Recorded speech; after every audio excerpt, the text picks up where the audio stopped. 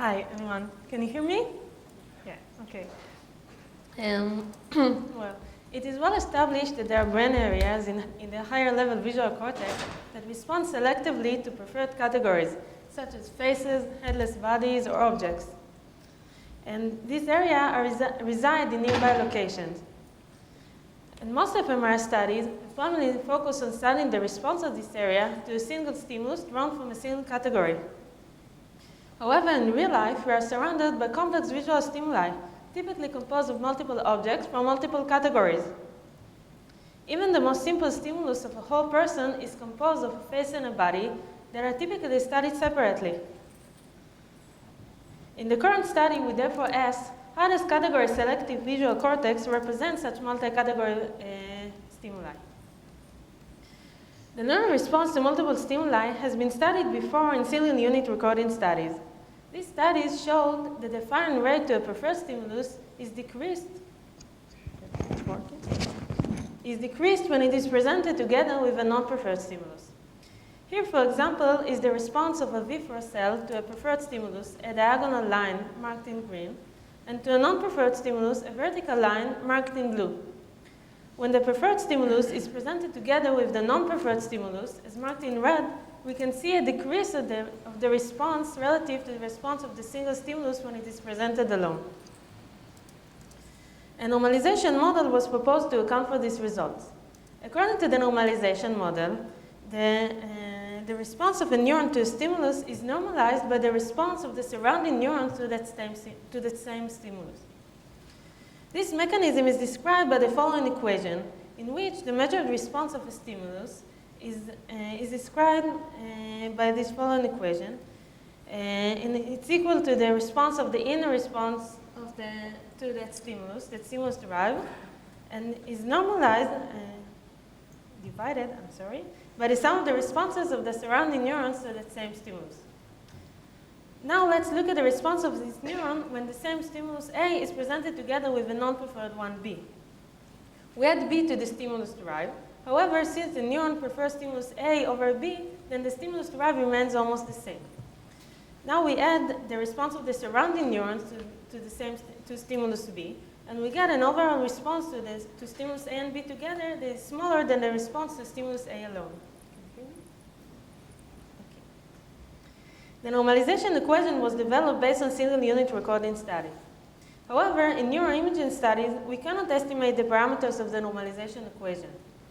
Therefore, previous studies have examined the relationship between the response of multiple stimuli and the response of the single component of that stimuli.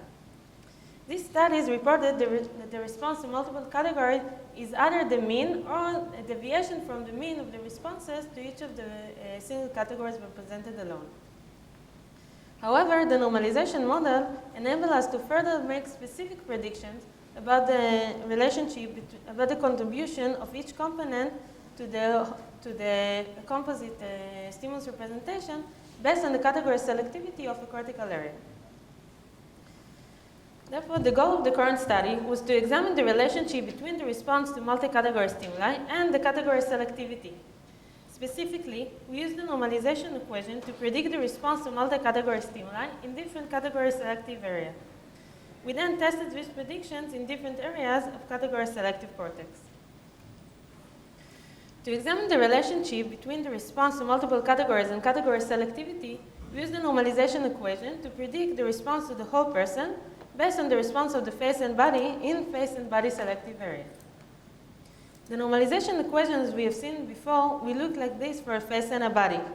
In the numerator, we have the response of a voxel to a face and a body, of a neuron actually, and in the denominator, we have the response of the surrounding neurons to the face and a body. Now let's take a face-selective neuron in an area that is highly selective to faces. Here, the stimulus derived to the face will be higher than the stimulus derived for the body, and also the surrounding neuron will prefer higher for the face than to the body, and resulting in a response of the whole person, which is primarily determined by the response to the face alone. Similarly, we can look at a body-selective neuron in a body-selective area.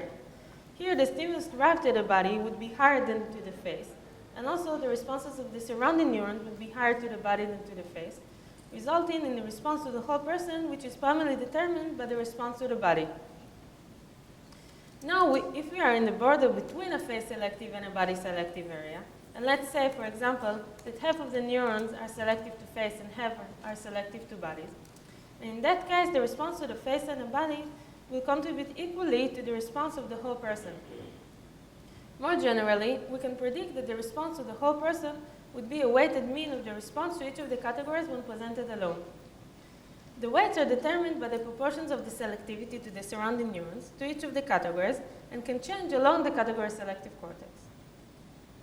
So to summarize our predictions, based on a normalization model, we predicted that in category-selective cortex, the response to multiple category stimuli will be a weighted mean of the response to each of its categories. And moreover, we predict that the contribution of each of the categories will be determined by the selectivity to each of these categories. In order to test this prediction, we ran an Fmri study. To estimate the relative contribution of the face and the body to the representation of the whole person, we measured the response of multiple voxels to a face, a headless body, and a whole person. We used the response of the voxels in the face and the body to find the weights that will best explain the response to the whole person by fitting a linear model. We did not restrict the sum of weights to be 1 in our analysis. These weights were used to test the predictions of the normalization model in the different category selective areas. Next, in order to measure the category selectivity of each voxel, we ran a functional localizer. Therefore, the category selectivity data was independent of the data that was used to fit the multi-category representation model. Now, we can depict the contribution of the face, WF, and the contribution of the body, WB, in a scatter to the whole person representation by plotting them in this scatter plot. The red diagonal indicates equal contribution of the face and the body to the whole person representation. The area under the line represents dominant face contribution, and the area above the line represents dominant body contribution to the whole person representation.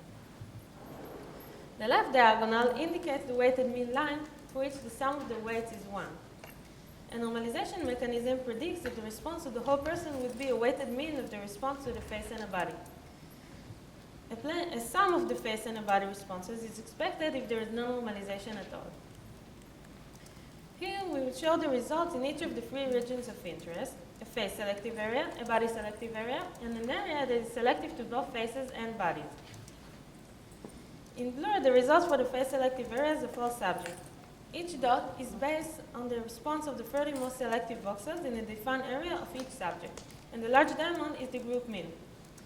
The data show a weighted mean response with dominant face contribution to the whole person representation as expected.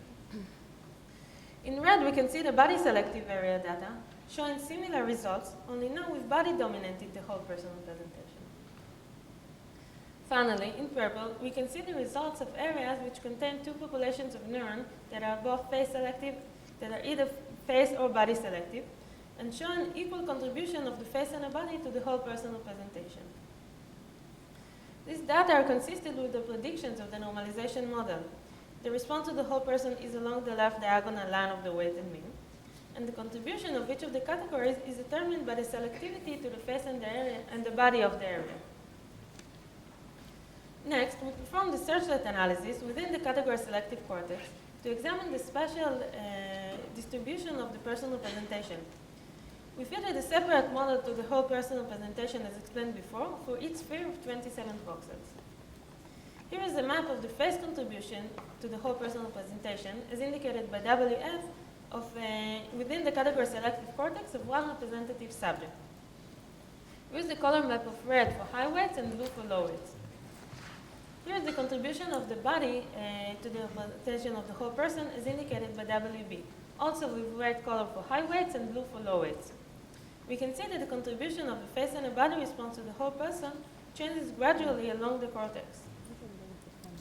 We also plotted the selectivity to the different categories for the same area. The selectivity was determined by the independent data of the functional localizer, while the weights for the multi-category model was determined based on separate data as described before. We can see that the changes in the selectivity follow the changes in the contribution of each category to the whole person representation throughout the category selective cortex. For example, WF, the contribution of the face to the whole person, would be higher in places with high face selectivity and lower in places with high body selectivity. To further explore the relationship between the selectivity and the contribution of each of the categories to the whole personal representation, we plotted the same data from the surface maps of all subjects in the same scatter plot as we've seen before of WB over WF. The color of each dot indicates the selectivity preference based on the independent functional localizer data, with blue dots representing voxels that prefer faces over bodies, and red dots representing voxels that prefer body over faces. The selectivity is correlated with the ratio between WB and WF, as seen by the change of color along the weighted mean line. Next, in order to examine if the results can generalize to other categories, the same subject also viewed another set of stimuli, face object, in addition to the face body stimuli and the functional localizer. The face object stimuli set had faces, object, and combined faces and object. And we used road robes as the object stimuli, and they were matched to the body stimuli in terms of low-level visual properties. Each subject viewed the different sets in different runs, and the face object stimuli runs were presented before the face body runs to prevent priming for bodies. We performed similar search-net analysis in the category-selective region, only now we estimated the weights for the face object model. We plotted the results of all voxels as before and found the same pattern of results just for the face body model, with the selectivity determining the contribution of each of the categories to the multi-category representation. So to summarize our results, we found that the response to multiple category stimuli in category-selective cortex is a weighted mean of the responses to each of the categories. Moreover, the contribution of each category to the response of the complex stimulus is determined by the selectivity to each of its categories. These results were generalized across different categories. To conclude, the response to multi-category stimuli can be predicted based on the category selectivity of an area. These findings suggest that the functional organization of category-selective cortex determines the representation of complex visual scenes. Thank you very much.